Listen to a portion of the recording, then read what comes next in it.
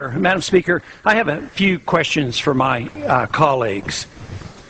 What if our foreign policy of the past century is deeply flawed and has not served our national security interests? What if we wake up one day and realize that the terrorist threat is a predictable consequence of our meddling in the affairs of others and has nothing to do with us being free and prosperous?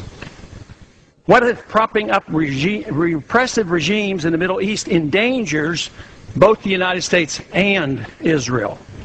What if occupying countries like Iraq and Afghanistan and bombing Pakistan is directly related to the hatred directed toward us?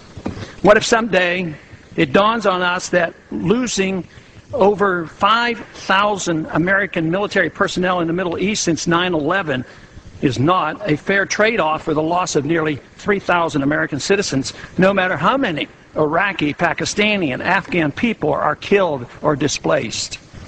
What if we finally decide that torture, even if called enhanced interrogation technique, is self-destructive and produces no useful information, and that contracting it out to a third world nation is just as evil? What if it is finally realized that war and military spending is always destructive to the economy? What if all wartime spending is paid for through the deceitful and evil process of inflating and borrowing? What if we finally see that wartime conditions always undermine personal liberty? What if conservatives who preach small government wake up and realize that our interventionist foreign policy provides the greatest incentive to expand the government?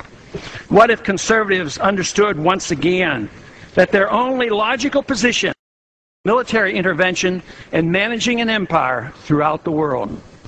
What if the American people woke up and understood that the official reasons for going to war are almost always based on lies and promoted by war propaganda in order to serve special interests? What if we as a nation came to realize that the quest for empire eventually destroys all great nations? What if Obama has no intention of leaving Iraq? What if a military draft is being planned for the wars that will spread if our foreign policy is not changed? What if the American people learn the truth, that our foreign policy has nothing to do with national security, that it never changes from one administration to the next? What if war and preparation for war is a racket serving the special interests?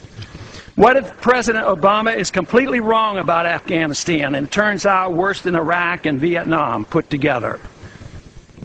What if Christianity actually teaches peace and not preventive wars of aggression?